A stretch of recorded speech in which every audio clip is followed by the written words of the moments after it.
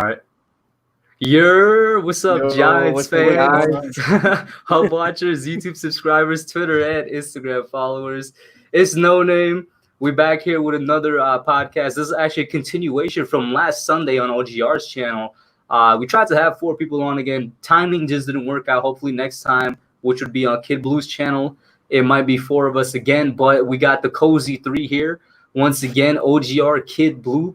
How y'all doing? And in fact, while I let you guys take over the intros, let me just tweet this out real quick because I haven't made a tweet actually.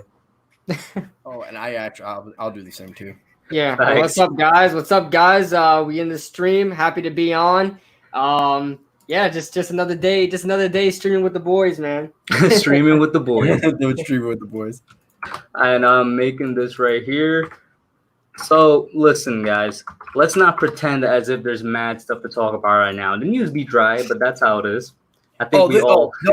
With OGR, the news is never dry. Yeah. If you want news, I'm telling you right now, go to Patricia Traina on SI.com. She's in love with Evan Ingram. Like, really? Love this man. Yeah, she always talking about follow her Evan on Ingram's Twitter. the X factor. Evan Ingram, if he could stay healthy, Jason Garrett will take over his career. Evan Ingram this, Evan Ingram that. Yeah. The reason he's getting injured is because Oh God, he's taking on guys 20 or 30 pounds heavier than he is. That's a false. bunch of BS. I'm gonna tell you right now on the injury thing, it's false because on my Fantastic Giants podcast, I had like a legit medical doctor on, and he says it's just that Evan Ingram, like he has a bunch of soft tissue injury and whatnot.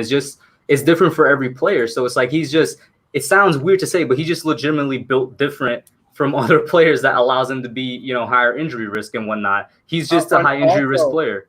He just didn't drink enough milk as a kid. Oh man. What's up to Wolves and Kevin Cronin chat? How you guys doing? So if you want, we could actually start off with that and Evan Ingram, because I was actually thinking about starting off with players that might not be on the Giants in a year time, whether it's, guys that might be cut. Dive into Evan Ingram unless it gets well. Yeah, go ahead. So do it. Edward Chan says he didn't know I went bald. Really? Yeah, it's a new look, man. I'm kind of liking it, man. I'm digging it. Everybody, make sure you get your happy birthdays in the chat to OGR. Happy birthday, OGR. Hey, what's going on? OGR is my lame check. But yeah, do you want me to start off, or do you want KidBlue? For sure, go ahead, start off, and then we'll shift to KidBlue and back to me. So guys that won't be here in a year, we'll start off with Leonard Williams, because I think he's just gonna want too much money. I think he's gonna come out and ball, but I just think he's gonna want too much money. Yeah. Other guys that won't be here in a year, I could see somebody like Kyle Fackrell or Marcus Golden go bye-bye. I just assume that Marcus Golden's going to sign. I don't see him signing with anybody else. I can see both those guys going, or at least one. Defense, Mayo's going to be here. Most of the secondary is going to be here. I can see, unless there's like maybe Grant Haley. I can see Grant Haley going. It's another one. What about a Sam Beal? Poor Penn State. I know I hit you in the heart with that one. No. You stabbed me. You stabbed me. I'm bleeding out right now.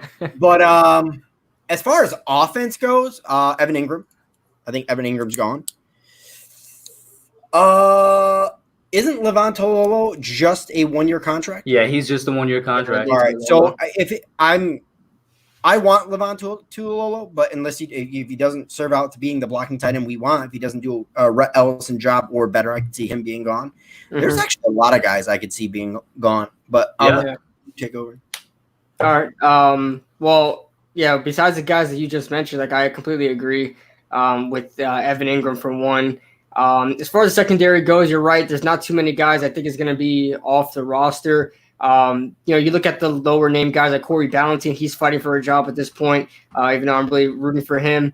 And on offensive side of the ball, I can see Nate Solder's gone. I mean, I forgot that one. Yeah. There's no hope for Nate Solder at all. And 2 tackles were drafted, not 1, but 2 tackles were drafted this year. So there's no hope for him this year or next year. So that's someone I definitely see off the roster pretty soon.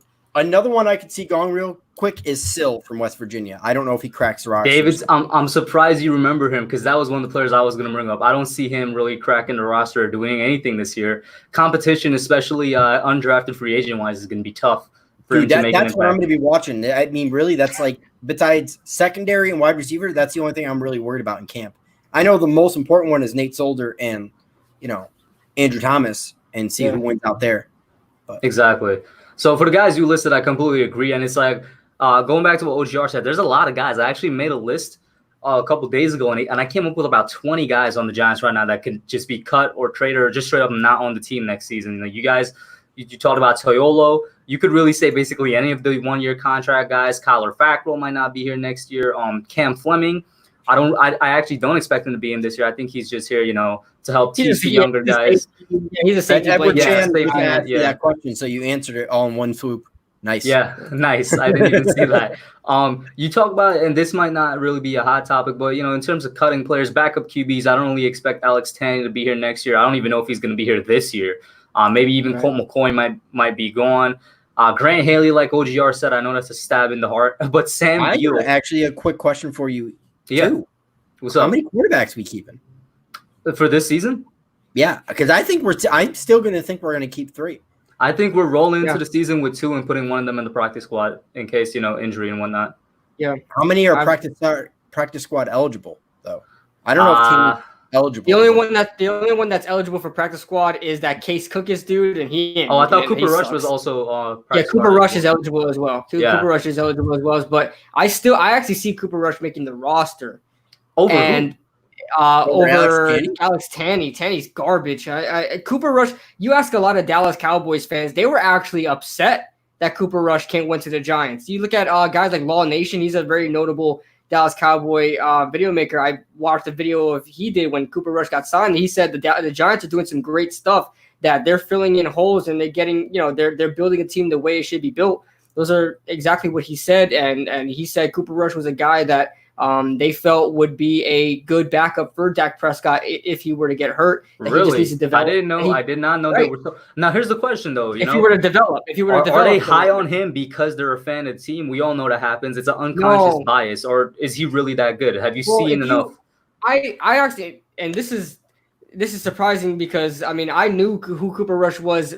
Before the NFL, he was coming out of Central Michigan, and I've known of him beforehand, and that says a lot because I don't know too many prospects before the draft. Mm-hmm. He's a decent quarterback. He just needs to develop. Dallas Cowboys, the only thing they had on Cooper Rush is that they always seen him shine in practice, things like that. But under the lights, when it comes to the preseason games and trying to make this roster and impressing, that he just couldn't come through. But they see the potential in Cooper Rush. They actually like Rush a lot. Quick shout out. Oh, my bad. Yeah, I was just going to say real quick shout out to Nerd Sports and Jaden Dawkins in the chat. And Jaden says that you should cut your beard. What do you mean, man? What's wrong with it? I got to trim it up a little bit. Here's my thing. What beard is he talking about? I see a semblance of a goatee. I got something, but it's like straight that peach fuzz off, please. Exactly. I have to keep trimmed. It was trimmed. I just can't. Yeah. You know what? The only thing you're gonna get away with is that stupid little line that some people have going all the way around. I've got the chin strap. I've got it's sideburns, man. I got some sideburns going on. If you want to do the chin strap, I'll give you permission. Yeah, I got it. I'm still trying to actually grow in a little bit of a thicker chin strap, but it's not really working out as of right now. But my goatee has always been good. Patches. Mine comes up about to right here, but it's in patches. Looks so bad, so I just cut the whole thing. I suggest you do. I just shave the chin strap, my man, and just keep the goatee, and just just trim up. I mean, don't go Hitler trim, but right about here. I hate my mustache so much. It looks like whiskers. It's so thin. It's so thin over here, but thick right here. I'm like, oh, it looks bad. So during quarantine, I had it long, and it was so bad. Looking back on old videos, I'm like, oh, that's disgusting. I'm never. It was not the way. It was not the way. It was an experiment that I will not do again. So since you're so high on Cooper Rush, do you think he's making it on the team? Are you also with OGR saying we're rolling in with 3 guys? I still really do think we're gonna roll in with 2 and probably put Rush on the practice squad. I think it's a mistake rolling with 2. And the only reason I say this is because Daniel Jones went down with an ankle injury last year, and now he's bulked up, and we don't know what we're gonna get out of Daniel Jones. He has gone down injuries in the past, even at Duke. I think they had the shoulder injury or neck injury, and then. On top of that, that Colt McCoy is going to give you maybe an hour of play before he goes down. And then obviously you're going to get, it's between Cooper Rush and Alex Tanney, like you said. And I'm going to go with Alex Tanney because he's been here, done that. Yeah, I don't know why the Giants, although it is a new staff, so maybe it will change, but the front office seems to love Alex Tanney. I'll say that for some reason. I don't know what the dude is doing. We've heard the story saying, oh, he's a great guy to have in the film room and whatnot. I'm like, I'm pretty sure Cole McCoy and Cooper Rush would be pretty good guys to have in the film room too, especially Rush since he's actually dealt with the offense. Right. What I personally think is that I only think Alex Tanney was on the roster for as long as he was because he was a mentor for Daniel Jones. But I actually think that they upgraded that mentor role with Colt McCoy. I think there's nothing that Colt McCoy can't teach Daniel Jones that Alex Tanney can. I think Alex Tanney is on his way out of here. He's going to be competing in the preseason if we even have one and in camp, and he's not going to make the roster. Cooper Rush is a young developing backup quarterback. So I think that's a guy that the Giants need to keep. Alex Tanney is very expendable. Colt McCoy is probably the best true backup quarterback in the NFL. I don't think you can really find a really journeyman backup quarterback in the NFL that's a true. I mean, Marcus Mariota does not count as a true backup quarterback. Jameis Winston doesn't count because I really have a feeling like they're going to get their job sooner or later. Guys, you know what? I actually don't mind those guys though. Like, you know, they're a low fringe starter, but you can win a game with a low fringe end starter. Yeah. Like, I don't know how much I trust us to win a game if Cooper Rush or Colt McCoy come in, especially. Oh, no, if they're in there, I'm going to go out and say I don't think we're winning. I actually trust Colt McCoy a bit. I mean, there have been times that Colt McCoy has beaten the Cowboys before, dude. It's happened multiple times. All right, but think about the Giants roster. About an hour of play before he goes down. Right, I understand that, but that's what a backup quarterback does. You know, he's just there to relieve the quarterback. But you need a quarterback that can stay healthy. At least Jameis Winston can stay healthy. And that actually leads me into my next player of players that might not be on here. You need backups that can stay healthy. Guys like Sam Beal and Corey Coleman, I don't expect them to be on the team next year. What do you think about that? I completely agree. I think it's Corey Coleman. I don't know about Sam Beal yet because we need guys to bring in behind Sam Beal. You know what? I actually think the opposite. I think Corey Coleman is going to be given another chance because he was doing so well when he was healthy. And this is not saying he's going to be healthy because we're going on his third or fourth team right now. He's not able to stay healthy with any single one of them. Former first-round pick is just a bust. But, I mean, he competes very well. Sam Beal, on the other hand, even when he was healthy, he was getting beat all around the field. I mean, you really can't blame that on injury. He just flat out sucked when he played with us. And so I don't really care for Sam Beal that much. On top of that, he gets injured far more easier than Corey Coleman ever did. Corey Coleman, I think, can actually compete for a good, fourth or fifth receiver spot and is an excellent returner. So I'm going to give him a shot. But Sam Beal, I really don't. I've seen enough from Sam Beal. I'm done with him. OGR, before you go, real quick, shout out to Cruzon in the chat with a $2 super chat. Thank you so much, my guy, for tuning in. He says, OGR with the shaved look. We welcome you, brother. I told OGR this, bro. It's the Rock / the Stone Cold look, man. And I'm gonna lay a smackdown on Clock's candy ass. If he tunes in, I guess. But yeah, or did you finish your thoughts on Sam Beal and Corey Coleman? I'm done. OGR, you? I actually feel the opposite of KidBlue. I feel that Corey Coleman goes only because I think one of these or multiple undrafted free agents come in here and they have a higher ceiling at this point because they're an unknown than Corey Coleman. I'm not saying Corey Coleman couldn't be the future returner for the next 3 seasons. I'm still high on Corey Coleman. I actually was shocked when the Cleveland Browns let him go. But right now, I can see him being out, and the fact that we don't have we have depth at corner, but 1 or 2 injuries. Now you're really panicking.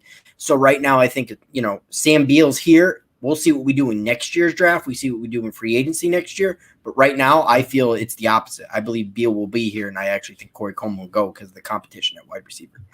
I actually think both of them will go. And for Coleman, for me, it's most of it is health, but not all of it.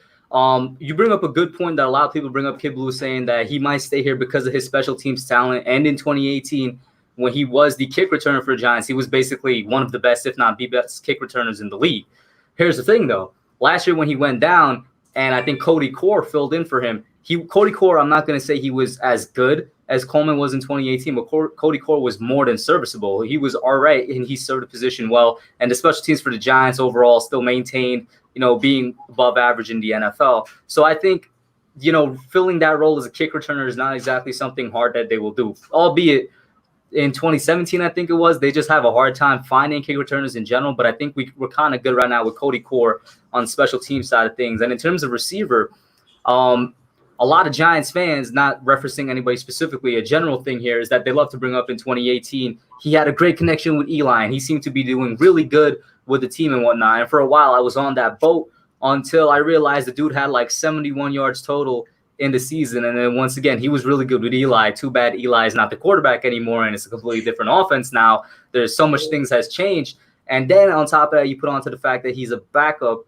You want a healthy backup, kind of going back to what we were saying with quarterbacks. What's the point in having a backup there if they can't actually step in when they're called upon to step in? I think the health is going to be the main thing, but that's why I think Coleman won't be there. And same thing for Beal, basically, with the health, and you need to be a healthy backup. And the fact that when he's on the field, he hasn't shown anything promising yet as to why to keep him. And we all know the cornerback room is completely stacked against him. It's like there's a lot of guys stacked above him right now, so I don't see him making it either. Actually, we don't know how far down he is. We just make the assumption. I mean, we have no idea how any of the coaches feel about it, because I think the coaches actually met today, if I'm totally not mistaken. And I know rookie minicamp starts the 21st. So I can't wait for that. Man. I can't believe they actually brought that back. I was surprised. I'm like, where did they find a time? Because rookie minicamps is like, it's like, how many days is it? It's like a week? Maybe I don't care. I don't know, but I don't care. Let's do it. I'm getting a virtual hug from Nikki because of my cue ballness. Yeah. I think, at first when I saw that, it's actually an emoji, but for some reason StreamYard doesn't actually show the emoji. They just say virtual hug. Jaden Dawkins says we depth. I'm assuming he says we need depth at secondary and pass rush. Well, we have a lot of depth at secondary right now. Kind of goes back to what OGR said. We just don't know how it's going to play out. And actually, guys, give me the 3 cornerbacks we're rolling into the season with. Let's just say Baker is not going to be on the team. Let's just assume that. What are the 3 cornerbacks we're rolling into the season with as a starter? Yeah, starters. I will go Darnay, Bradbury. This is not in the order, guys, so I don't want people to freak out thinking that like Bradbury's shifted down to the second corner. Darnay, Bradbury. I'm not that high on Love or Beal. I think I don't know. I my dark horse is Ballentine. And then I think you actually, at dime, believe it or not, I actually think you have Grant Haley. So, KidBlue. Completely agree. I have on the 2 outside corners, I'm going to have James Bradbury and what's his name, Corey Ballentine, along with Darnay Holmes. And I think there's going to be a competition for dime corner with Grant Haley and Julian Love, which I think would be solid whoever wins. Because I think the value there, I think Grant Haley is a decent nickel corner. The fact that he's competing to be a dime corner is excellent. And Julian Love, I think, has potential. Just has to get better. But I think who wins that is going to be, at the end of the day, Grant Haley. So yeah, that's my order. For me, it's just slightly different, but the names are basically the same. I got on the outside, I think it's going to be Ballentine and Bradbury. On the inside, I think it's going to be Holmes. I really... No matter where Holmes is going to play for the secondary, I think he's just going to be good to great. He just has that potential. And I kind of a little bit off topic, but still within the same realm of things. I got Julian Love probably going to be used in a type of like a 3 safety rotation with Love, McKinney, and Peppers. And I'm going to be really excited to see how that plays out because I do think that would be really nice to see. Oh, and I want to point something out too. How good of a draft pick, if Ballentine can be solid at the second corner position, how good of a draft pick is that now? Don't forget, that's a 6th rounder last year. At that point, the 2019 draft, which is already looking great, is I don't know how much better that draft can get. But that's an A-plus pick at that point. If O'Shea winds up developing it, if Osinio Minora could teach him some tricks, that draft will look even better, dude. I got to give him credit. Alex Wilson, Empire Sports Media. Yeah, I didn't even know he was from Empire Sports Media until I actually clicked on his profile and he says he's from Empire Sports. I'm like, oh my god! I mean, the whole YouTube land is like we're blowing up, man. Exactly. And shout out to Dylan Renner in chat. He says, "Who want to hear my poem, bro? Go ahead and type it out." Nerding Out Sports with his suggestion saying Bradbury, Holmes, Haley actually. So Haley coming in there as a surprise, and Big Blue Jabroni. How would that work? Because Haley and Holmes are nickel corners. I'm not putting Holmes or Haley on the outside. I'll tell you that much. Exactly. And so maybe he's saying maybe they'll rotate. Who knows? Speaking on Haley, I don't know if he's going to make the team, but I find that hard to say because I was a big Grant Haley fan in 2018 just because the dude kind of made the team despite the odds. Like, if we're talking about value right now, I he's love one of Haley. the best value players on the team. Yeah, exactly. He was an Undrafted undrafted free agent, right? Yeah. man. Came in, held his own at the NFL level. Haley got a story to remember. And go check out Big Blue Jabroni's channels, guys, by the way. He's in the chat as well. Big Blue Jabroni is a brand new YouTuber. I actually had him on for the Big Blue Courtroom. Yeah, I think I had him on the channel 3 or 4 weeks ago. It's been a while, but it was a while ago. And shout out to Nikki. She says, KB and Hub, great show the other day with Batiku. Man, listen, we're trying to get more incoming, bro. That was phenomenal, man. That's one of the best. One of the best. I think that's the next one. Huh? Dude, if we can get Grant Haley on here, that'd be awesome to get him to. I would love to get Grant Haley on here. I want to be a special guest on the Young Guns podcast. For sure, man. The Penn State fan, we gotta have you on. Of course. We're gonna bring you on. We just gotta make sure the internet connection is gonna be good. And then we're all good. We got so much flack for that. I have no idea why I think Grant Haley either. Oh, and then you can get Cam Brown. Maybe you get the whole Penn State connection. The whole Penn State. Yo, listen, work our way up to Saquon, bro. Just work the way up. Yeah, we're gonna work our way to Saquon, baby. From Grant Haley, be like, hey, Haley, you think you could get us in contact with Cam Brown? Low key next year, I want the Giants to take Pat Fryermuth. Low key. Who? Pat Fryermuth. Tight end out of Penn State. Probably the second or first best tight end in the country. Will definitely be. I got it, man, because I've been I told myself this year, this year I'm gonna watch college football, not just at the end where I gotta watch prospects, but I'm gonna watch college football the whole way through. I'm gonna get to know these prospects the whole year. And now I'm getting discouraged because we might not even have a college football season. So I'm pissed off about it. Sounds like we will, KidBlue. Some of our teams are backing out, but for the most part, a lot of leagues are just going to play within the league. So Penn State's just going to play the Big Ten. I think the SEC. I don't know if the SEC announced that, but I know the Pac-12 did. I'm pretty sure. I don't mind that because it's not like I'm that much into college football to like, hey, I want this team to play that team. I don't care who plays who at this point. You know what I'm saying? So I don't care if it's in the division as long as we get some college. Are you football. Still going to be a Boise fan, or are you going to pick a new team?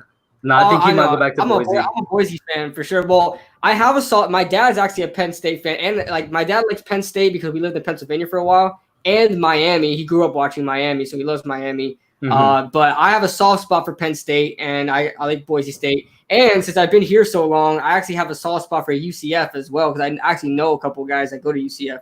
So, yeah, I got a soft spot for a couple of teams, but Boise State's my team. That's a lot of teams there, bro. And Edward Chan bringing up what I wanted to talk to OGR about. OGR says he wants us to take the tight end out of Penn State. I want a pass rusher, or I'm not saying corner because the Giants just have bad luck with corners, but I'm looking at pass rusher in the first round, or maybe even wide receiver, depending on what the biggest need ends up being. And I still have a feeling the biggest need is going to end up being pass rusher for next year. I think it will.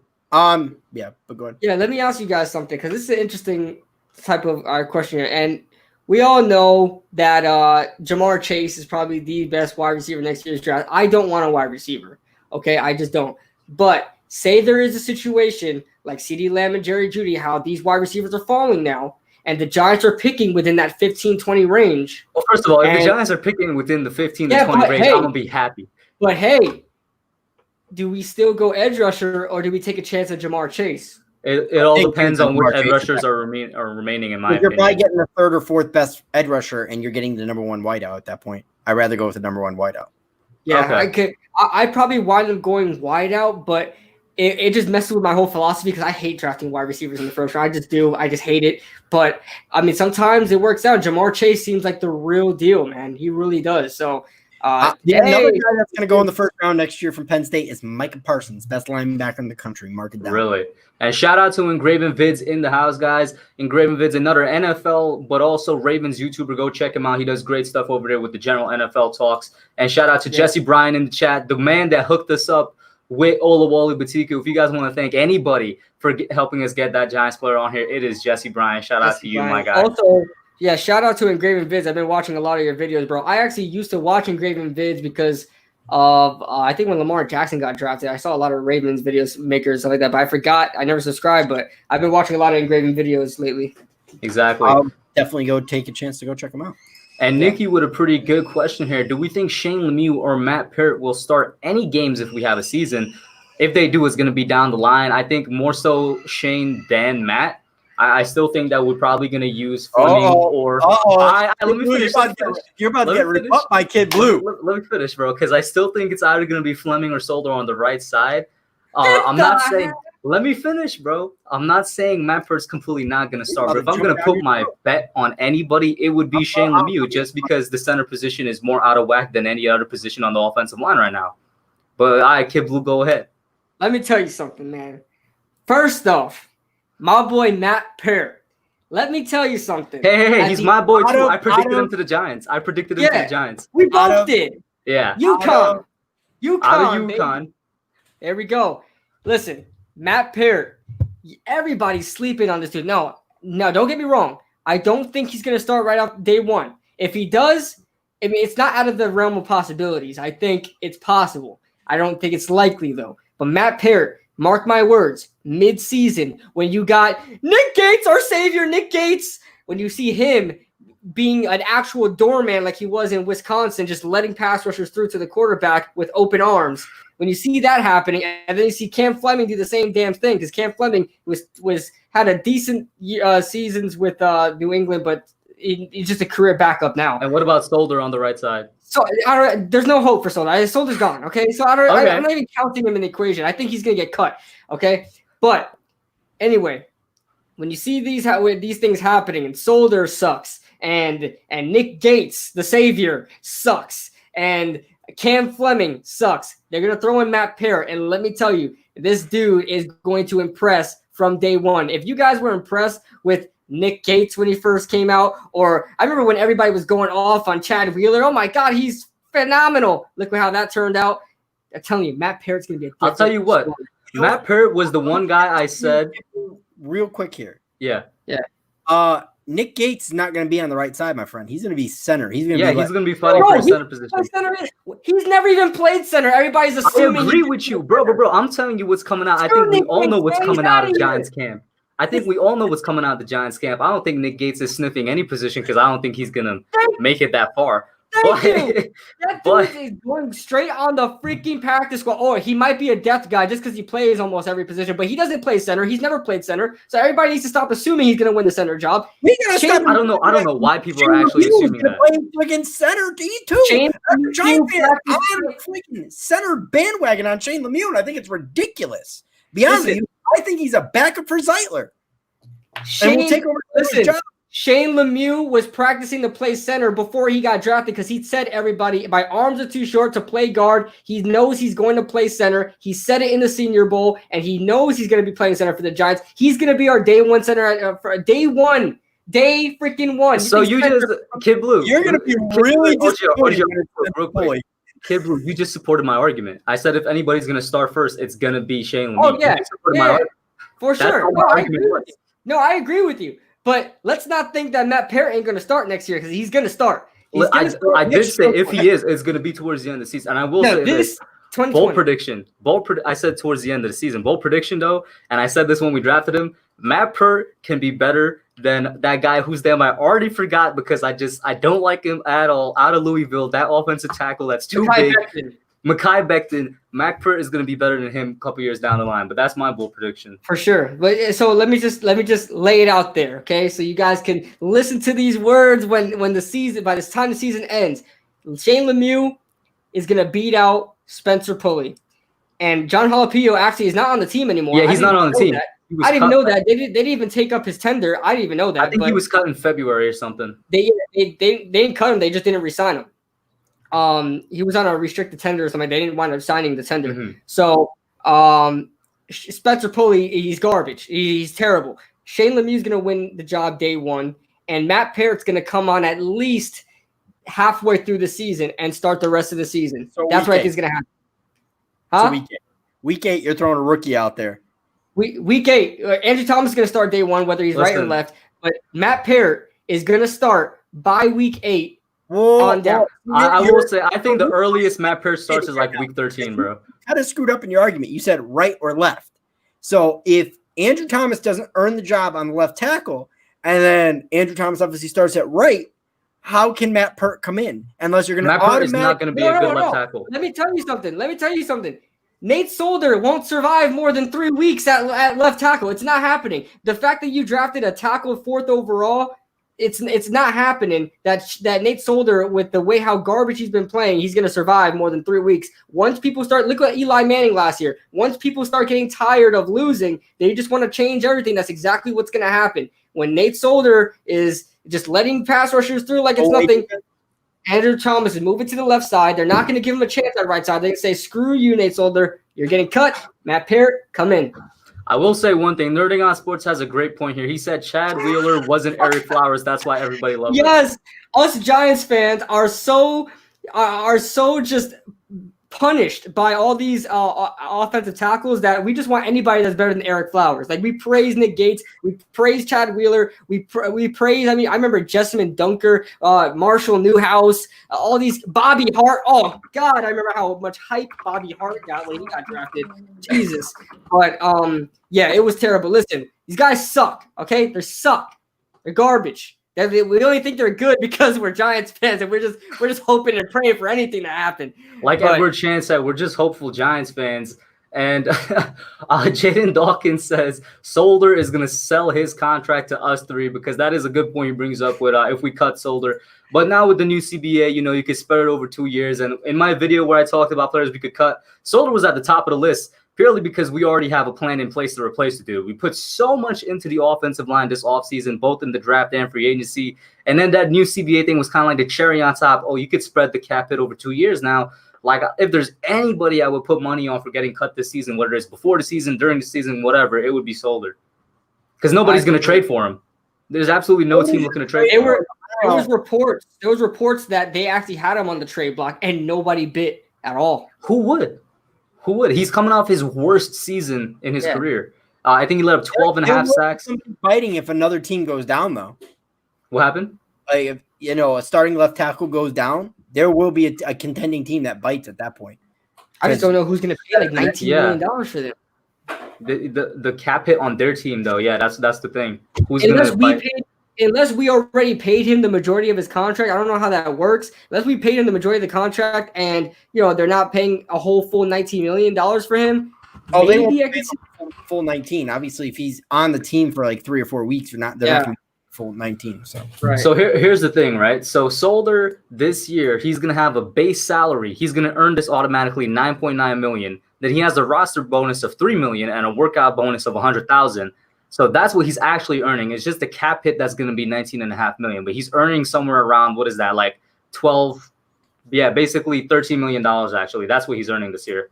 All right, so that's not too bad. There's definitely going to be a team. So a team would probably have to swallow $10 million of that if their left tackle goes down. Yeah. And shout out to Cruzon once again in the chat with a $2 super chat. Thank you, my guy. He says Flowers was better than Hernandez last year. Just saying. Flowers? You talking about Flowers guard? Yeah, I know Flowers played well for Washington last year, and that's why they're paying him actually decent money. I know he played well, but I don't know if he was better than Hernandez. I know Hernandez didn't get off to the best start, but Hernandez is a little mauler, man. I don't think that Flowers played better than him, but I mean, I'll have to see. I haven't seen Flowers pay at. Who watches the Redskins anyway? But yeah, I would have to go in and look at that because I know Hernandez kind of had a little bit of a sophomore slump. And I was definitely confused when Flowers got that $30 million contract, but it was for playing at guard, so maybe he played a little bit better. I don't know. The Hernandez, I still think has better upside anyway. And Dylan says that I forgot to read his poem. So guys, here's Dylan Renner's poem. He says, "Oh, OGR sitting there looking all good with his bald head, while I'm just chilling in my room on my bed." Ooh, bars. Super Giants fan. Can't believe the way Saquon ran. We got Shakespeare. That's it. I'm done for now. Always. Shakespeare. I did tip there, Dylan. Go with him. Great. Phenomenal. That was great. Absolutely. I don't know if we're going to ever have somebody better than that in the chat. I don't know. OGR, do you feel honored? I guess. If I were you, I would feel so honored and thankful. Oh, boy. You got one coming your way now. There's a good question that Nikki had. Where is it?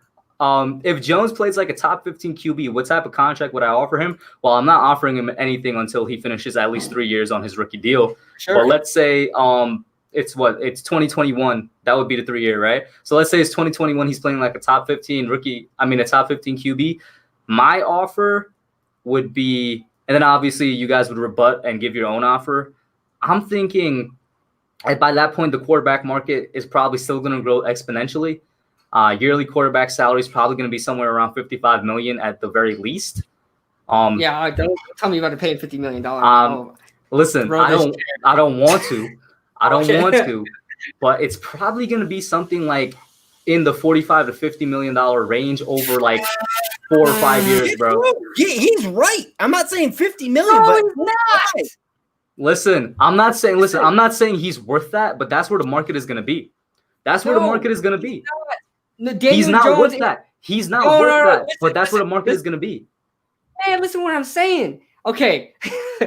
Daniel Jones's market is not Deshaun Watson, Patrick Mahomes, and all these other guys. He's of the market of Sam Darnold, Josh Allen, Baker Mayfield. These guys, no way in hell is anybody going to pay. You're acting as though. Let me finish. You're telling me the cap for. I have 2 words for you. Kirk Cousins in 20, whenever he signed a contract on par with Russell Wilson at that time. Remember, Kirk Cousins was on multiple franchise tags before he got that contract. Jimmy G became the highest signed QB when he signed his contract. Listen, that's an outlier. Ain't nobody.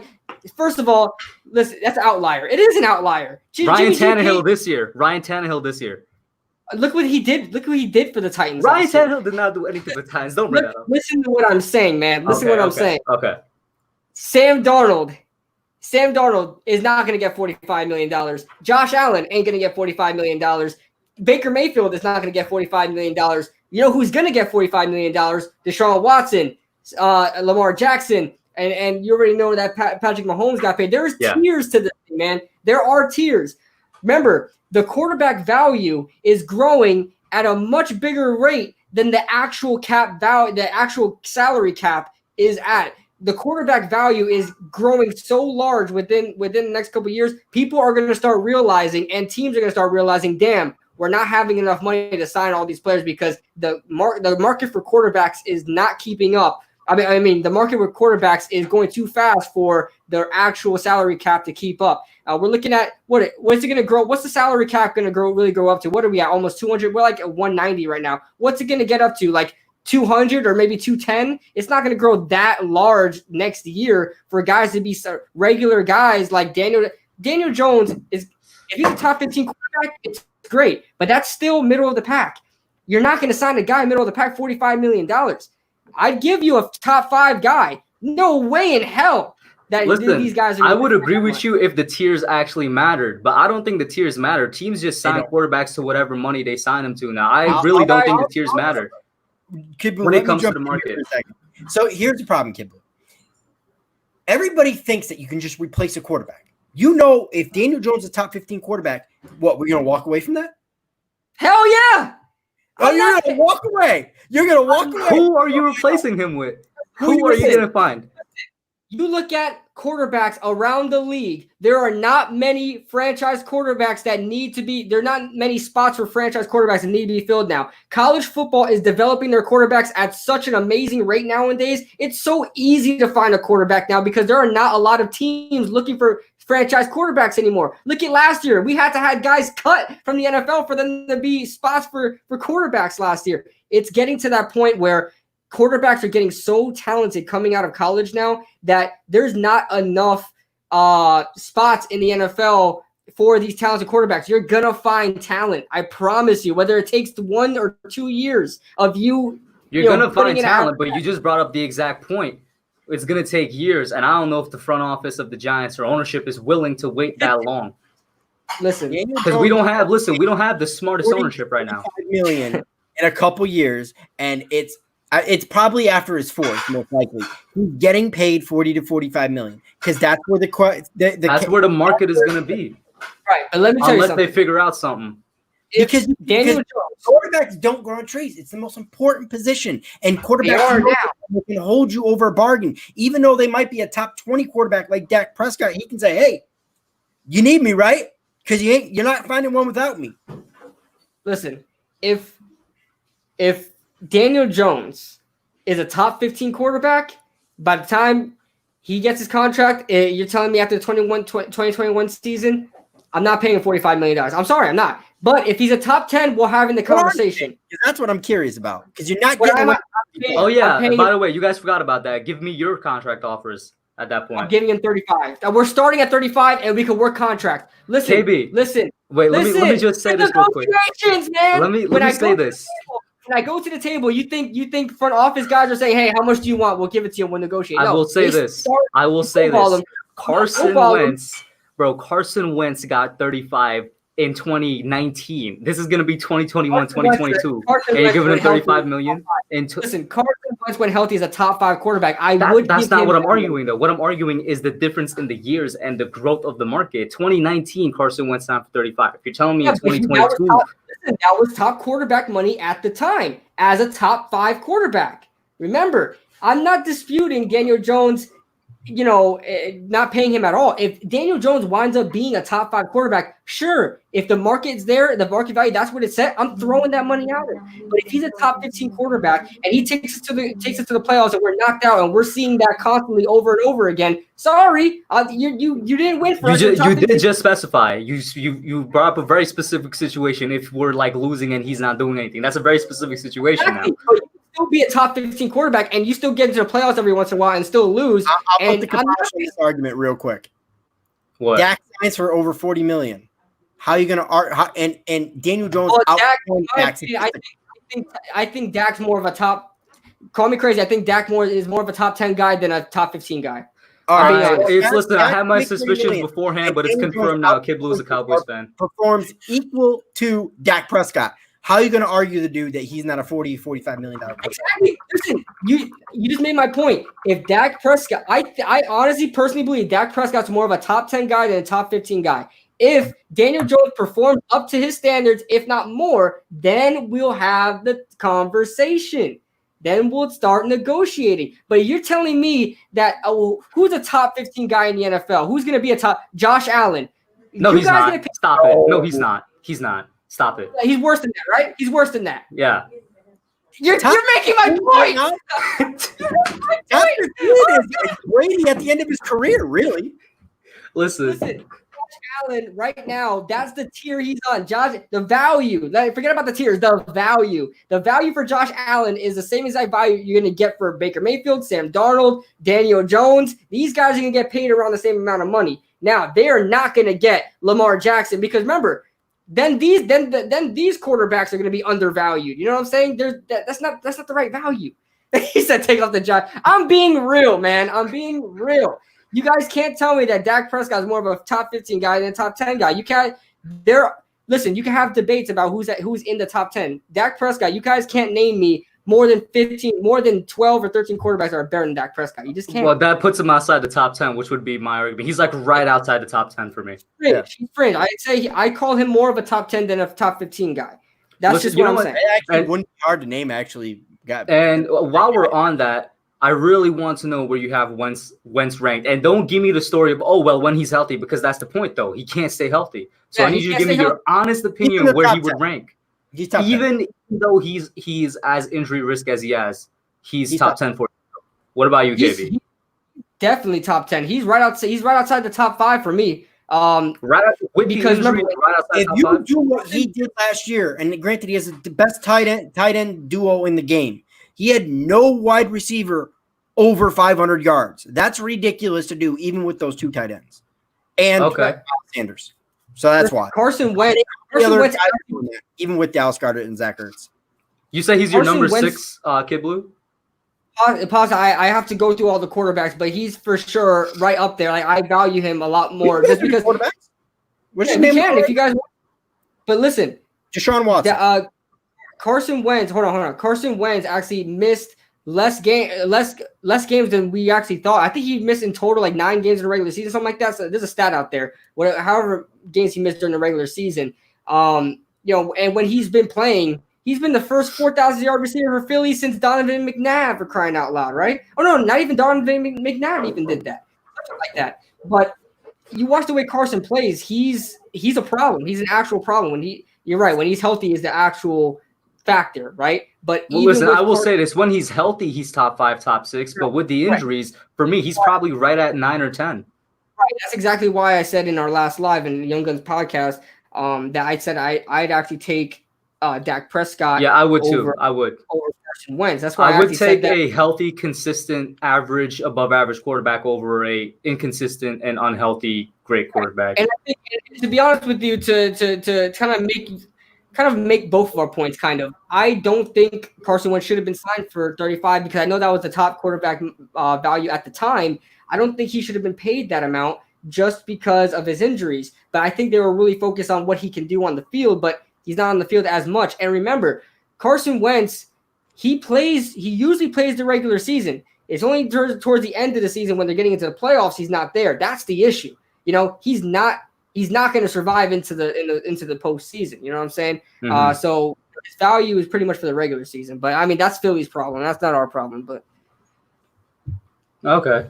And a kind of an intermediary question before we go back to a serious one. What's the next jersey we're planning to get? For me, it's Saquon. I got to get a Saquon one eventually. What about you guys? What was the question? The next jersey you're planning to get. I already have a Saquon. My next one's going to be a Daniel. And OGR, your next one? I missed that whole thing. Like my whole thing cut out and then reloaded in. Okay. What's the next jersey you would plan to get? I said Saquon. KidBlue said Daniel Jones. Xavier McKinney. Xavier McKinney? Yeah. What number is he now? Because they released the numbers. Is he 28? 29. 29? I believe. Right, don't quote me. I think. Have we signed? Actually, that's another question. I don't know how many rookies we've signed so far. Yeah, I don't know. I don't know either. Usually that's announced as well, but I don't know. We signed 0. Not even Thomas signed his rookie contract yet? Nobody signed a rookie contract because I wouldn't do it either. We don't even know we're getting a freaking season. Oh, that's true. That's true. Well, a lot of guys have signed this far, and do they have to be under contract to be going through the paces in rookie? Right. That's a question that I had. I was like, but these guys are not signed, but they're planning to come Actually, no, they don't because I don't think they have to be under contract because once you. But there's like workout bonuses and whatnot, which they're under. But is that in the contract? That's in the like workout bonuses is in the contract. So if they're coming in and they're working out in rookie mini camp, and they're not getting paid for that, like how does that work out? Yeah, I don't know. And Kuzan with a good question. He commented this a while ago. He says, "Do you think it's realistic that we can target Joey Bosa next year to target our pass rush issues?" Absolutely. I would love to. I just don't know. I think Chargers might re-sign him. What? Because he's coming off of his rookie contract. Let me tell you something. The only issue I have with this is that Joey Bosa is not a 3-4 guy. And I know our defense is fluid, but we don't have any 4-3 pass rushers on the team right now. I mean, we don't really have any. Consider Leonard Williams kind of because he can play both. Sort of. Yeah, you're right. But I just don't think how well Joey Bosa really – that's the same issue we're having with, like, Everson Griffin, right? Everybody wanted Everson Griffin, but I'm not really on board with it because he's a 4-3 edge rusher. Joey Bosa, I would love to throw him on there. I don't care what scheme we're running, just to put him out there. You know? I think he could wreak havoc no matter what scheme we're running. Yeah, I think Ingram would be the better guy if you could. Melvin Ingram. Yeah, I would love Melvin Ingram if he was like a couple years younger because he's probably going to be looking for a longer contract. Right. If he's young, if he was younger, I would take him. But with Joey Bosa, remember Terrell Suggs always played a 3-4 his whole life, and he's not a pass cover guy. He was just a guy that you just rush. That you just send out to rush, like Marcus Golden is. So if we can sign Joey Bosa and he could just freaking only stay in the 5 technique, and he could play in the 3 technique in the inside as well. I've seen him do that in college where he just lines up in the 3 technique and rushes from the guard. But if we can have him just rush, I would love that, man. I would love to have Joey Bosa on the team. Actually, that's actually not a bad thing, actually. So if it's obvious pass rushing down, bring in Joey Bosa to play inside, and then have like O'Shane or Lorenzo line on the other side of him. Yeah, exactly. I'm a fan of it. If I'm bringing any 4-3 rusher in the 3-4 situation, it would be one of the Bosa brothers for sure. Those are guys you could just plug and play. And Nerding on Sports saying, didn't Tay Crowder sign regarding the rookie contract situation? I think I did see something like this, but this was months ago with Tay Crowder. You can look it up right now. But if there is any rookie that signed, I think he was the one. Gordon Arrow says he just checked that Crowder is signed. So there's one rookie that signed. I was told Yeah, Mr. Irrelevant signed? Huh? Mr. Irrelevant was the rookie that signed for us. Yeah. Yep. Mr. So- 255. Yeah. And pass rush is basically the main problem. And once again, from Kuzan, this was actually my next question as well. Would you rather address it through free agency like a guy with Joey Bosa, or would you, go through a trade like Yannick Ngakoue, who at this point looks like he might play on the Jaguars because he's still on their tag? Or no, he's not on tag. He didn't sign this franchise tag. I actually don't know what's happening with Yannick. But whatever the case is, would you do it with a trade with a guy like Yannick, or are you going in the draft? Tender and playing. What happened? I have a feeling Yannick's gonna end up signing his tender or playing, or maybe if they do put the opt-out clause, maybe he'll just opt out of COVID. But I think that'd be a mistake on his end because he'll be out of football for a year, and you not know what you're getting out of Yannick. So I think Yannick has no choice but to play if there's a season. Even if he does play, I already think like the Jaguars have a perfect replacement plan with both Josh Allen and Caleb Von Chase on. They're going to be the two starting outside linebackers now for the Jaguars defense. I think they're going to do just fine. So here's the thing. I think Tay Crowder signed because he's such a low draft pick. He's basically undrafted. So I think that's why he had to sign. Because, yeah, they did sign him to a rookie deal. But I'm looking up at all the other rookies. I cannot find any other rookie deal. Like, I looked at Andrew Thomas. He didn't sign. Yeah, because when you get to the first round, it's legitimately like a legit deal. Millions and millions. That's like Joey Bosa. We're speaking of him. He had an issue with his contract his rookie year. He didn't sign until, like, the season was about to start. Really? Yeah, back when his rookie year, he didn't sign until the season was about to start. We didn't even know he was going to play. He was holding out. So your thoughts on the Yannick situation just now, if you heard any of it? The Yannick situation, he's gonna sign and play. There's no even if you want to get traded, even if you don't want to play for Jacksonville, you have to show something, right? You can't just be sitting on the bench. Teams are gonna think you're not doing anything. So you have to be playing, showing your talent out, and kind of promoting yourself, right? Exactly. You're the thing. You're the item, right? You got to go out there and show. At this point, do you guys even want Yannick anymore? Because I don't like the way he handled himself on Twitter with the the VP of the Jaguars or something like that. I don't want Yannick. I'd rather have somebody like Joey Bosa. Guy is not on Twitter. I don't really care. I mean, I know he expressed, and this wasn't a direct expression, but he expressed that he wanted to be a Giant. I don't really care if he is or not. But like I said, I just for the talent wise, I'm taking Joey Bosa all day, dude.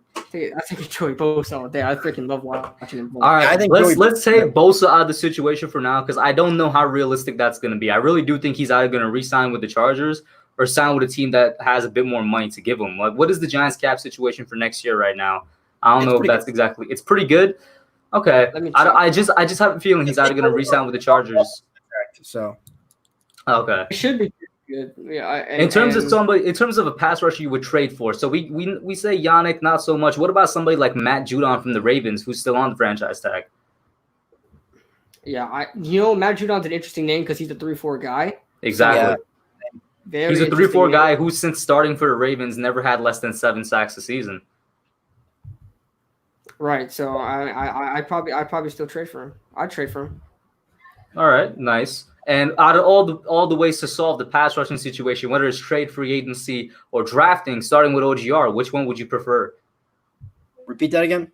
Because I was actually situation for next year. I said out of all the ways to solve the pass rushing situation, whether it's drafting a player, signing one, or trading for one, which one is your preference? See, here's the thing. It's a hard question to answer because at the end of the day, if we're drafting top 5, I'd rather go with the pass rusher. If we're drafting somewhere in the teens, well, you're not going to have the top pass rusher there. So I think you can go after another position. I mean, you can go out and get somebody like a Burns from Carolina, like that caliber of a pass rusher. But at the end of the day, if you know you're picking later in the draft, I'd rather deal with it through free agency. It all depends which way we're going. But historically, the Giants have dealt with it through free agency. I'd be willing to say both.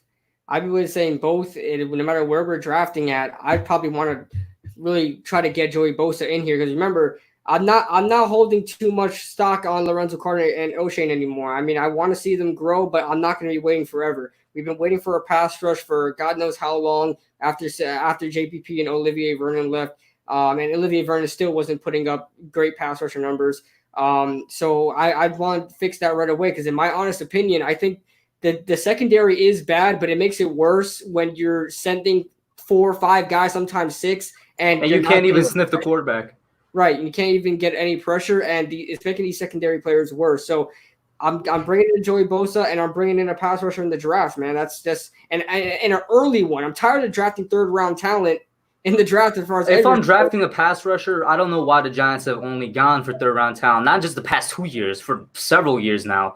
When, bro, just go and get that first round, that first sure thing, because pass rush is the easiest thing that translates to the NFL. It's the reason why you go for a first-round player in the first place, one of those top 10 guys, is because it translates very, very well to the NFL. Like, look at Khalil Mack. Doesn't matter what level they're playing at. Khalil Mack played at Buffalo, a smaller football school, but that he had that talent and was a prospect that was a top 5 prospect.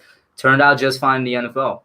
Because look at our top edge rushers right now, or top pass rushers right now. You look at Lorenzo Carter, 3rd round. O'Shane, 3rd round. B.J. Hill, 3rd round. And speaking of which, B.J. Hill, he's somebody else that I think that could possibly be cut or traded this year just because of playing time and whatnot. Right. Not only that, I actually checking into the actual cap thing.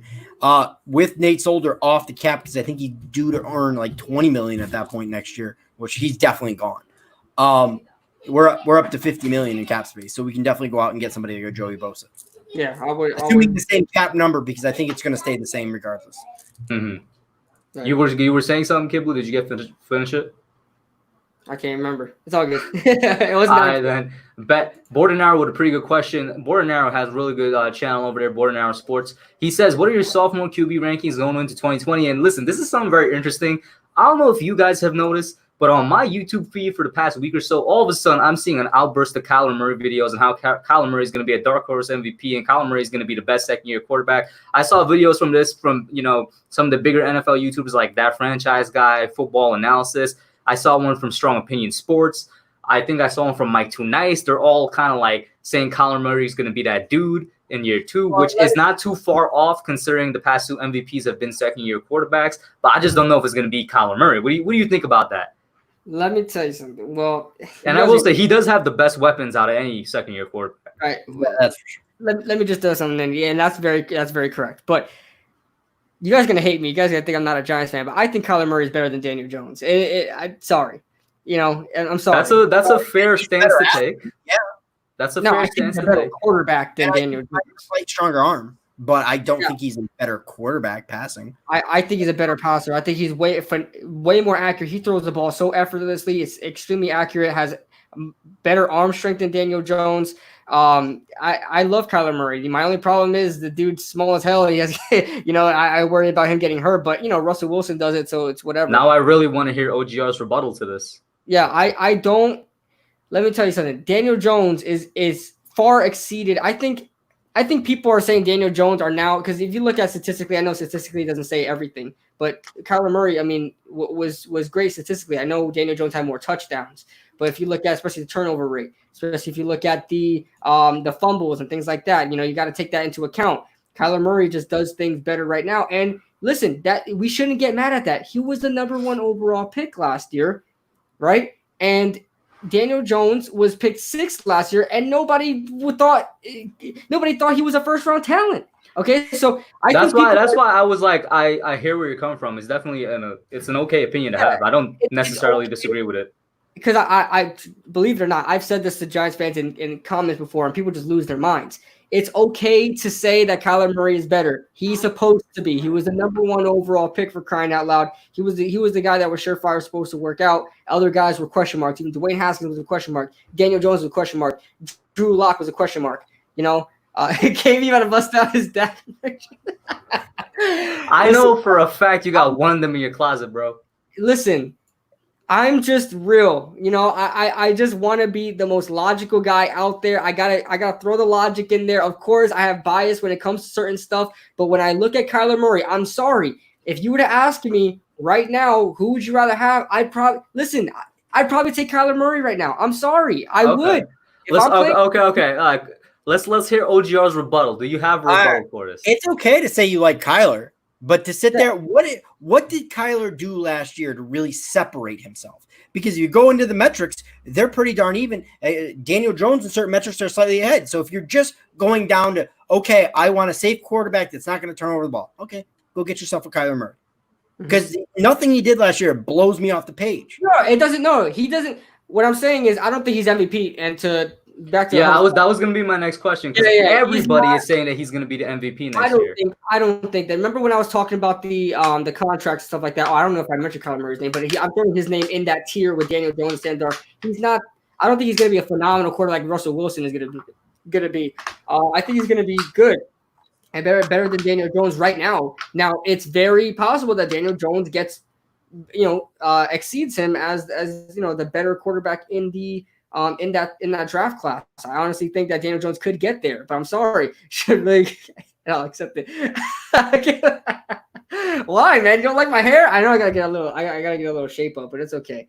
But yeah, I wouldn't throw Kyler Murray into the MVP conversation at all. But and it's fine to compare Daniel Jones to Kyler Murray because they both have their plus and pros and cons. I'm not going to say that Kyler Murray, blew Daniel Jones out the water. I didn't say that at all. I think Kyler Murray is better. I just think he's slightly better, but he's still better. You know what I'm saying? So, all right. So he's slightly better. He's better, but in the same thing, you're like, where is he better? Like, I know, like, he has better. If you watch better film, he went stronger arm. But did he have a better down the field passing rate as far as Daniel Jones? Daniel Jones is the most accurate passer as far as stat is fine. That stat is fine, but that stuff has a lot of other. I will say, I think on general where do you measure the turnovers? I will say, guys, on general ball placement, I think Murray is a better thrower when it comes to general ball placement. I don't even know if general ball placement because Murray has better wide receivers.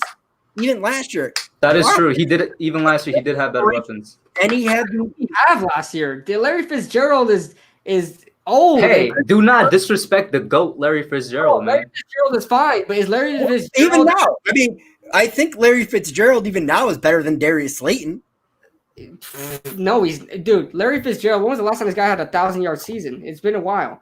I think it was like last time Slayton had 1,000 yards. I don't think that's not what I'm arguing though. You don't need to have 1,000-yard season to still be a good possession receiver.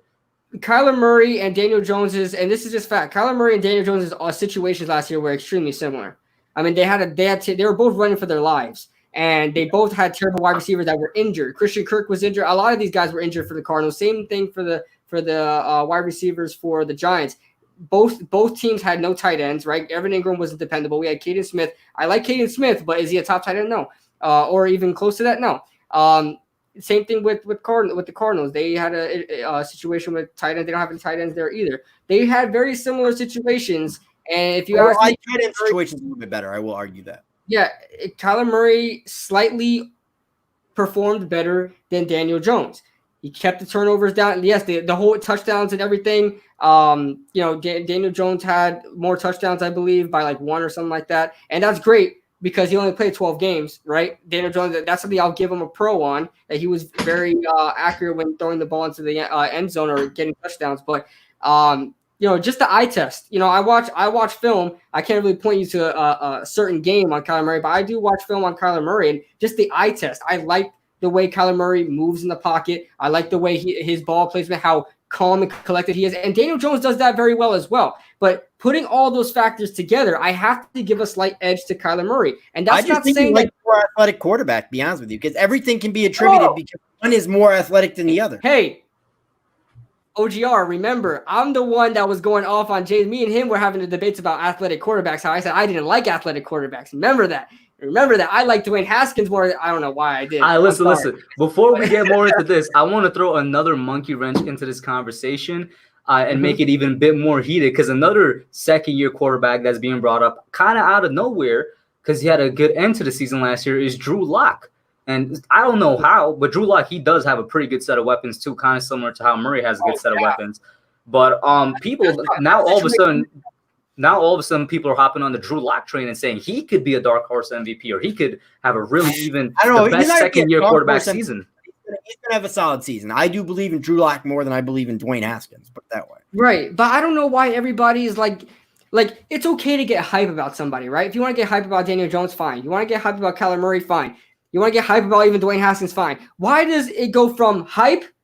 It skips hype. It skips hype and goes right to MVP conversation. Dark Horse MVP conversation. Why the hell is everybody doing that? Drew Lock, in no way in hell is he even gonna be in a conversation for MVP or even get close to that. I know he has great weapons, but Jesus Lord. I mean, the guy. I hear what KidBlue saying. To me, let's see if these guys can be top 15 quarterbacks. All of them. And that brings back to the original question, actually. How would you rank the second-year quarterbacks? Wait a minute. Yeah, I'm sorry, but I don't even think Daniel Jones is an MVP candidate. Sorry. No, he's not. No, he's not. The only person on the Giants right now that's going to be an MVP candidate, and it's not even a sure thing, is Saquon. He loves those comments. OGR, your mic is cutting out a little bit. All right, it's like coming in and out every now and then. But what were you saying? What'd you say? I'd say no. Just Johnny T is loving the whole the movies there. Dr. Evil. There we are. Yeah, exactly. And Kuzan doesn't know if you're a Giants fan, bro. Kuzan is a little concerned here if you're a Giants fan. But that brings us back to the original question. We were talking about second-year quarterbacks. How would you rank them going into 2020? And then what do you think they're going to end up in terms of their rankings for the second-year QBs? We're talking Kyler, DJ, Drew Lock, Gardner Minshew. Who else was a second-year quarterback? I don't even know. Is that a Kyle Allen? I don't know. Maybe Kyle Allen takes over in Washington. Kyle Allen was 2018. Right now, even though I'm going to sound like a little bit of a hypocrite, I'll put Kyler Murray number 1 only because I think he's in a better situation right now. I'll put Daniel Jones number 2 because I don't think you drop him behind Drew Lock right now. Drew Lock number 3. I'll put Gardner Minshew number 4. I like Gardner Minshew better than Dwayne Haskins. Who was the other one you named? Kyle Allen. Kyle Allen was 2019, bro. He was 2019. He was a rookie last year. I'm like 90% sure. Let me double check. He came into the scene last year. I'll put Kyle Allen number 6, and I'll put Dwayne Haskins number 7. That's how high I'm on Dwayne Haskins. No, KidBlue was right. Kyle Allen was 2018. All right, so undrafted free agent. Put it this way: Dwayne Haskins is last. Yeah. And it's funny, except for Haskins, that's basically how they were drafted in terms of when and where they were drafted. As my camera goes out. Man, we're having all my mic's cutting out. KidBlue's talking nonsense, and the hub is and the hub's camera's all over the place. Listen, I'll tell you right now. If one thing before I get into my rankings, it's the same exact thing as OGR. I just want to throw other things in there. But one thing I will tell you, just go into your role. Just don't even mention that. We already know you're the same as me. Listen, if the role was flipped and we had Kyler Murray over Daniel Jones, we would be shouting Kyler Murray from the rooftops, say he's the best quarterback ever. Then Daniel Jones is slightly under.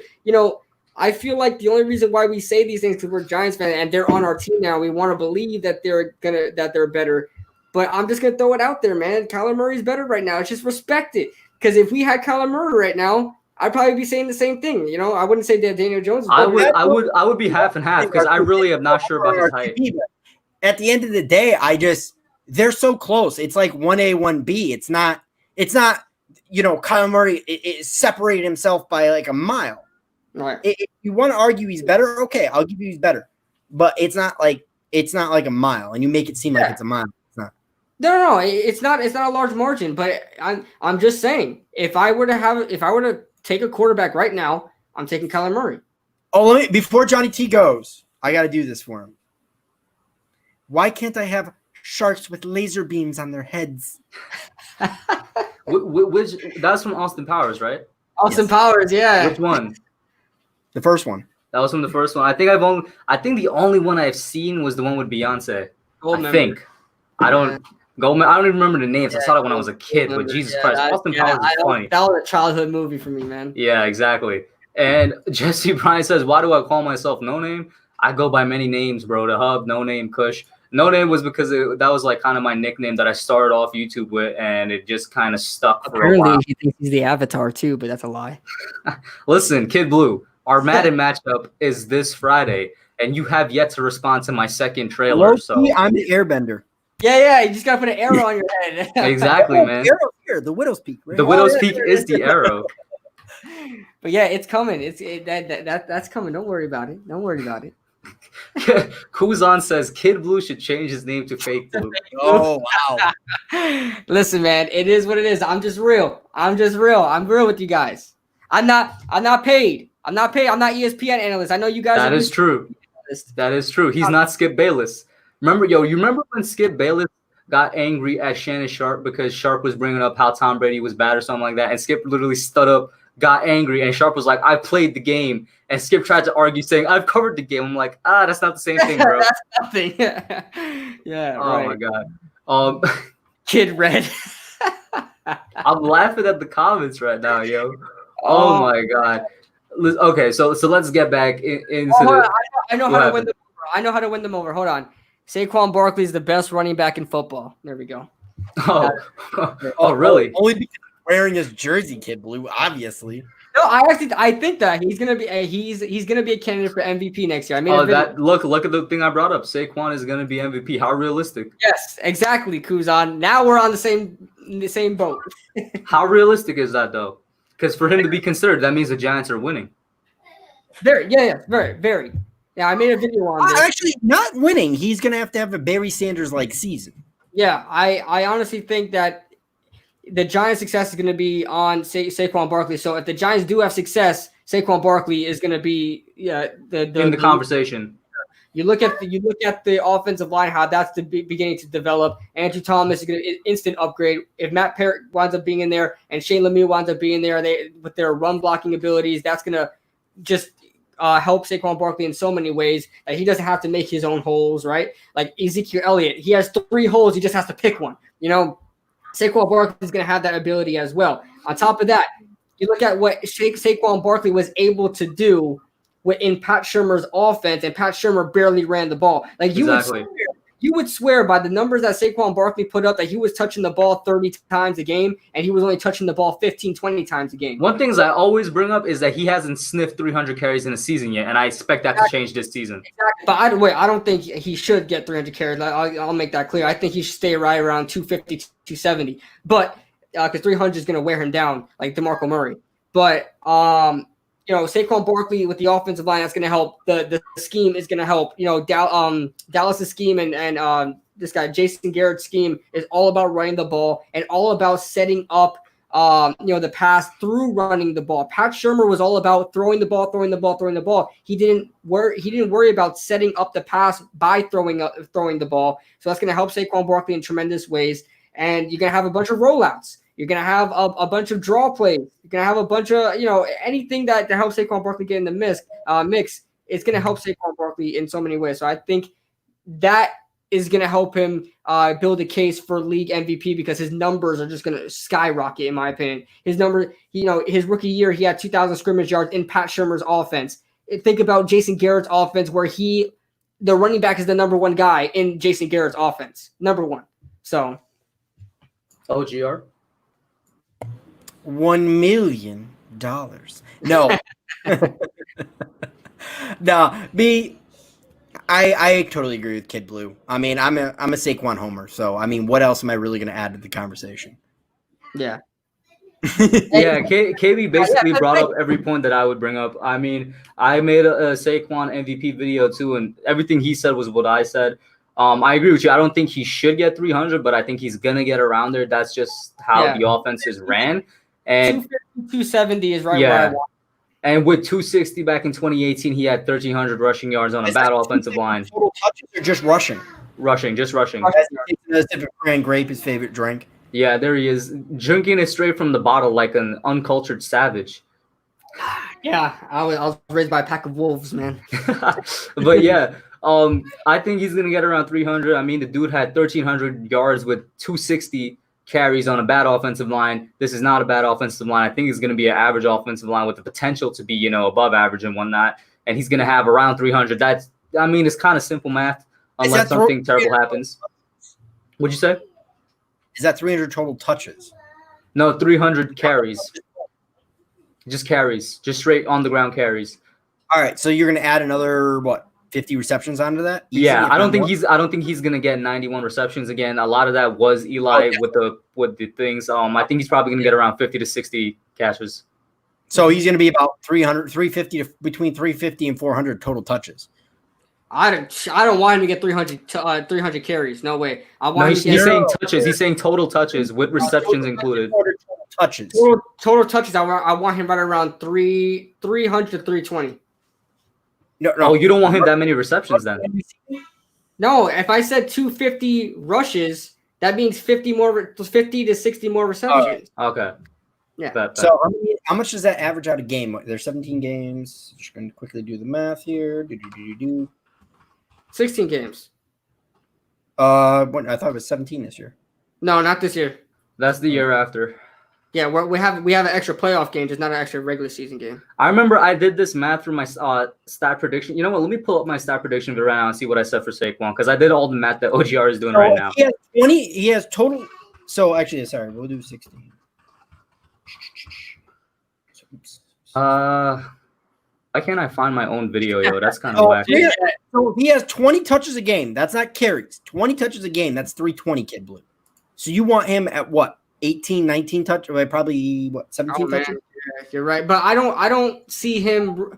He's gonna receive the ball a lot more, and like I said, I don't want him to have 300 carries, man. Whatever it is, and, if he has to have more receptions than carries, that's fine. If he has to have more receptions, not more receptions than carries, that's not what I meant. But if he has to take out some carries to then have receptions, I'd be on board with that. But you look at DeMarco Murray, man, and you see what the Dallas. DeMarco Murray had like 400 carries that year. That was insane. Yeah, but you just see how they used him, man. They ran him into the freaking ground, and then they threw him to Philly. You know what I'm saying? I don't want that to happen to Saquon. And remember, that wasn't Jason Garrett's offense. So we have to be mindful of that. So, all right. So this was what I said. If he's going to be in the MVP conversation, this is not what I think he's going to have on a regular type of season. But if he's going to be in the MVP conversation, I said he would have like 315 rushing attempts, 1,512 rushing yards, 12 rushing touchdowns. That's 4.8 yards per attempt, with like 75 receptions, 607 receiving yards, 4 receiving touchdowns. That's 8.1 yards per reception. That's if he's going to be in the MVP conversation.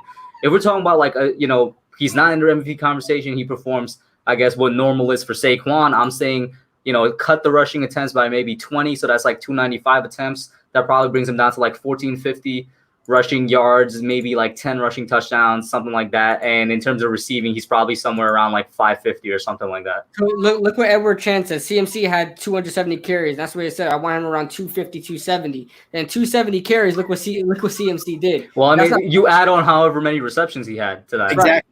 Right. If you want him CMC level type numbers, so you're probably going to want 15 to 16 carries and 4 to 5 receptions per game. Right. And that puts you well over 300. Yeah, that puts you a good amount. I just want to be able to preserve him and not have. I know he's a beast. He's an animal. He's great. I love. Here's my argument as to why Saquon's going to last in the league no matter what. Even if he's going to be running to the ground through the amount of carries he gets, it's just the way that he runs. His body, with the way he's built, he should be running like Zeke Elliott because he's bigger than Zeke. He's bigger and stronger. He's the strongest running back in the league, probably second only to Derrick Henry. But he runs agile, and that's smart. I think he does that on purpose, and he developed that running style on purpose since whenever. Because running agile, you're not getting hit as much, and he's going to allow him to last longer in the league. But remember one thing. Remember the guy you brought in for an interview. What do you need what do you need as far as a body part when you're being agile and being elusive? Your ankles. He's had 3 ankle sprains in his career so far. That's a little bit of a worry. I'm just saying, I don't want that to, become a problem for Saquon Barkley. So, and I know beasts come back and they're better than players like Adrian Peterson won MVP after coming from injury. That's outlier stuff. We can't depend on Saquon Barkley to do these type of things. Can he? I think he can. But you can't just say, hey, we're going to throw you to the ground. If you get hurt, don't worry. Adrian Peterson did it. You'll win MVP next year. Can't, I'm not going to risk that. Yeah, 287. Okay, well, damn, Edward Chan. Thank you for ruining my point. All right. Bordenauer with a pretty good point to add on as well. Dion Lewis now is kind of adds in a little bit of a monkey wrench to the situation because him just being signed, I think, surprised everybody, and I don't know how he's going to be used, to be honest with you. People don't like the Dion Lewis signing. I like it. I'm on the fence about it just because I have no idea how he's going to be used. Because Dion Lewis is going to be used as a scat back, like Chris Thompson, Darren Sproles, because we already have a guy to run the ball, first of all, I think the Giants should figure out that when he ran the ball in Tennessee, it just didn't work. Deion Lewis running the ball in Tennessee didn't work, and that's why they used Derrick Henry the majority of the time. And so that's how they worked in Tennessee, and that's how it's going to work for the Giants. Saquon Barkley is going to be the lead back like Derrick Henry was, and Deion Lewis is going to have all the receptions and be that scat back for halfback screens. Maybe so in that case, Saquon's probably not going to touch around 70 receptions or so. Possibly. Maybe they brought him in to be that scat back for Saquon Barkley, I think they want that out of Wayne Gallman. Wayne Gallman's not showing up and he keeps fumbling the damn ball. Kuzan, I will say, unless you're joking, chill, bro. I don't know if you're joking or not. Joseph Clark says, great roundtable group. Thank you so much, Joseph Clark. Great supporter of the channel. I think everybody's channel. Do you know Kuzan KidBlue? I see you chuckling. No, I don't know Kuzan, but it's all good, bro. I was just going to say chill. I speak my mind. It's okay. It's okay. Jesse Bryan here with a request for OGR. I don't think OGR is going to do that, though. Yeah, I can't do that right now. Exactly. I'm probably him up, to be totally honest with you, but I know we were off in about 10 minutes anyways. Yeah, we're going to be off in around 10 minutes or so. Actually, any questions that you guys have remaining? I wrote down some questions. So while you guys are kind of deliberating, I'm kind of going to try and find my Google Docs there. I don't know really what else to ask. You guys got to come up with these questions. KidBlue is pessimistic. We got to be positive. Here's the problem, and that's don't make me start. You don't want to be too positive. I feel like we're too positive at times. Yes. Let me tell you something, Kuzan. You can't, and this adds to, like, I'm not going to get political, but this adds to politics as well. You can't tell somebody what they want to hear because you're letting them down at that point. You have to tell them the truth. The truth will set you free, my friend. You cannot tell somebody. Preach. You can't be. KidBlue sounds like a preacher right now. You can't. I watch a lot of Ben Shapiro. Ben Shapiro said that he had a grandfather that thought the radio was talking to him because he was schizophrenic. You can't tell your grandfather, "Hey, yeah, the radio is actually talking to you." Talk to it. It's your friend. You can't do that. You can't sit here as sports fans and say that only the players on your team are the best in the league and only your team is gonna be successful. And every single year, your team is in the playoff hunt. It's not realistic. There are 32 teams in the league. There's 2,000 players in the league, and your team does not have all the answers, okay? Darius Slayton's not a number one receiver. Crying out loud, all right? I'm just saying that right now. Saquon Barkley is the best running back in the league. That's the only thing I'll pretty much say that's positive for the Giants. But this team will not grow. Let me tell you something. You want to know why the ownership – part of the reason why the ownership on a lot of different teams – don't fix their problems? Because the fans don't really care. The fans will constantly say every single year, our team. Yo, this low-key, the whole fan thing low-key applies to anything that there's fans of. Like, for example, a video game. If they're fans, they do nothing but complain. There's nothing's going to be fixed. And I'll bring it into a little bit of a political standpoint as well. If you keep telling your you don't keep telling your politicians the truth, they're never going to change anything. If you don't express what's wrong with your team in the sports world, they're not going to change anything. Like, same thing with, like, Jerry Reese. We're like on and off about how Odell. long did it take for Jerry Reese to get off, man? Yeah, like everybody just, I know the small circle of true Giants fans were complaining about the offensive line and stuff like that, but there were Giants fans back in the day that said he was the best because he won 2 Super Bowls. And it's insane, man. It's insane. OGR, right, your response to this comment? All right. So here's the thing. Not every politician's fair, okay? Some people will just continually vote in horrible politicians. Like Chris Murphy in my state is a horrible politician. Both actually are horrible politicians, but they continually get in because people just vote the same way. So people have got to stop voting a different way and actually vote for people they believe. I will say with Edward Chan here. I know we're going a little bit of political rant here, but when I told people that I was voting for Gary Johnson in the 2016 election, people are like, "Oh, you're wasting your vote." Why? Because you clownishly vote for Republican and Democrat candidates? How about doing and stuff you truly believe and following who you truly believe? And that just ties into the Giants. Mara is not doing what his father did. Wellington was the most patient guy. The average length of a GM on this team was 13 years. There's a reason for that. because we have to build continuity. We have to build a team around it. And what it takes to do that is a lot of these young puppies coming together. The Giants will only go as far as our young people take us. That means Slayton. That means Ozens. That means Lorenzo Carter. That means BJ Hill coming in. Like, it means Speaking of young guys, another young one is Gallman, by the way. And he might not make the team. Gallman might. Well, actually, isn't Gallman a Jerry Reese pickup? Gallman is a Jerry Reese pickup. I think 4th round, 2017. We got Nerd Now Sports here saying he might get more carries than Lewis. I don't know if what's happening with Gallman, because it looks like Dion Lewis at this point might be the number 2 back. A lot of people don't even think Gallman will make the team because of Jadeveon Leak out of Leak. Yeah, but let me add something to for the edge rushers. Look at the edge rushers. How many YouTubers, and this is general. I'm not throwing shots at anybody, but YouTubers and commenters and other media guys alike. How many guys are out there preaching that O'Shane Ximines and Lorenzo Carter are like the best things since sliced bread and they're going to do something this year? We don't know. That's the unknown. But the unknown can come out and prove you wrong. But if I were to say something like these guys aren't going to pass more than 8 sacks this year, respectively, people start. Oh, no, you would get crucified. You would get crucified. Oh my God, how can you say that? But it's true. These guys. But what happens? This is what happens when you've been downtrodden like Giants fans have, being the losingest organization for 3 years. That's all you have is hope, and sometimes hope, becomes a religion, and you just get brainwashed. And you're like, I call it having the giant shades on. I call it just having the giant shades on, and you can't see clearly. Exactly, guys. I'm just being real with you, guys. I'm giving you the alternative opinion to your mind so you guys can think for yourselves. And another one from Nerding Out, he says, how many undrafted free agents, if any, make the roster? I think Benjamin Victor and Javon Leak have a real chance, and I'm going to add in our boy Olawole Batiku. Ximines. I'm sorry, Jesse Bryan. Ximines. All right, Ximines. Batiku's probably not making the roster in all realness. Okay, we got to be real about my this. boy Olawole is making the roster. I don't know what you're saying, bro. Well, let me tell you something. I don't know what you're saying. I'm being real about it. Olawole is out here studying tape of all the Giants grades. You can be hopeful, Cash. Yeah. Come to Captain Real. That's what I got to say, okay? I said this even before we brought on Olawole for the thing. I said it's going to be difficult. He's probably not going to make the roster, and I'm going to be rooting for him. Don't get me wrong.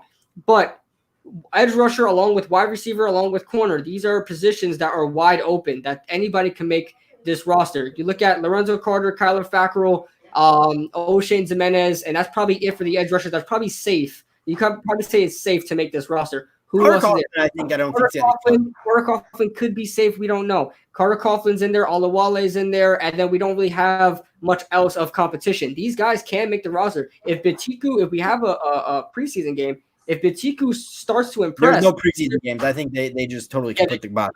Yeah, but either way, Batiku could still find a way to make this roster. It's not going to be that hard. Where they're going to keep, we have 55 eligible players that can make the roster now. So Batiku could be that last guy to make it in there. He could be our practice squad. Right. He could be our 5th edge rusher to get in there, or their 6th edge rusher to get in there. It's not it's very top heavy for the edge rusher. Same thing with wide receivers. Benjamin can make the roster, and Austin Mack can make the roster. And by the way, real quick, shout out to Joseph Clark for the $2 super chat. He says Dimes and Barkley 2024 will all be happy. I'll be happy with that. Yeah. And Kevin Cronin says, when do you think the Giants will sign a kicker or place kicker, Rojas, and a QB if the Giants get rid of Alex Taney after the season, if there is one? Who do I think they sign as the kicker? Honestly, I either think they take a chance, they bring in an undrafted free agent, or maybe an undrafted free agent and a Nugent or a Gaskowski. We'll see. In terms of free agent right now, the only one I'm looking at would be Gaskowski. And in terms of somebody else, I'm thinking undrafted free agent. I'm honestly thinking somebody coming out of college, an undrafted free agent, or that guy from the New York Guardians. I forgot his name. That's used to kicking in MetLife at this point and has semi-pro experience. That kicked for the New York Giants. That kicked for the New York Guardians. Honestly, Edward, a lot of people are rooting for Batiku, but the problem is, where's he really going to show out? Yeah, OGR did bring up a good point. They might. I have a feeling they're going to scrap the preseason because they actually found time to fit in the the rookie minicamp. I don't know. I have a feeling they might scrap the preseason. That's the thing, though. They're gonna have their ability to show out, and it's gonna be harder for him. He's gonna be facing a lot of adversity, man. But that's the only way he's gonna have to show out. Because the problem is you're not going to see a ton of Batiku highlights on GiantsOnline.com. Right. I mean, they're going to be showing ones and maybe twos. You know, maybe you'll see a little bit of Alex Tanney, a little bit of Cooper Rush, but for the most part, you're not going to be seeing these edge rushers getting to the quarterback because, let's face it, they can't hit him anyways. Got that red jersey on. And a general NFL question here from Nikki. Which teams make the playoffs via wild card? There's 3 wild card spots now per conference, right? Yes. Yeah. So for NFC, I mean, who's going to be the wild card in the NFC? That's actually kind of hard. Let me pull up. No, the South. I think you have to just go by conferences you think are going to have another person. So, the West, I think has another person. I think the South has another person, and it's a split between the East and the West at that point. Well, I think the West takes 2, and I think the North takes the other. You think there's going to be 2 wild card spots out of the West and the Bucks? Because I think Bucks are good enough to be a 10-win team. That's good enough to get a wild card spot.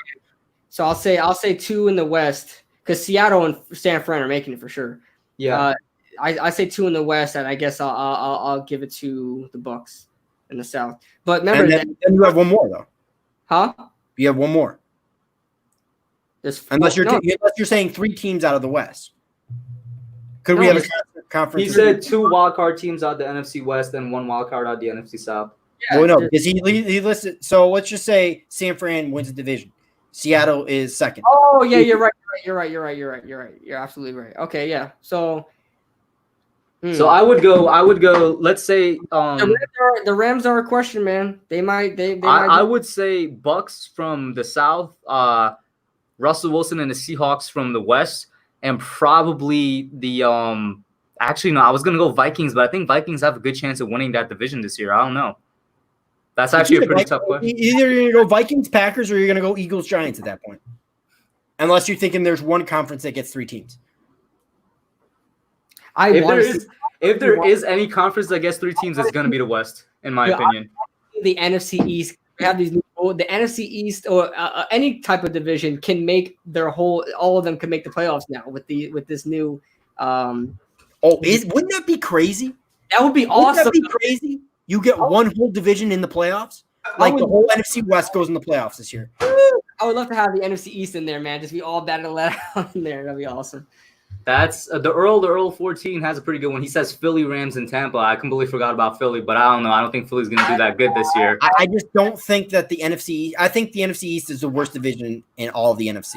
As of right now, I would have to agree as of right now. Yeah. It could definitely change by the end of the season. It's a 7-9 team, in my opinion. But it was great, and as much as I want to go on more, we've kind of went over my time limit a little bit. Thank you all for tuning in. Shout out to OGR and KidBlue for coming on right here. And next week it's gonna be on KidBlue's channel Sunday.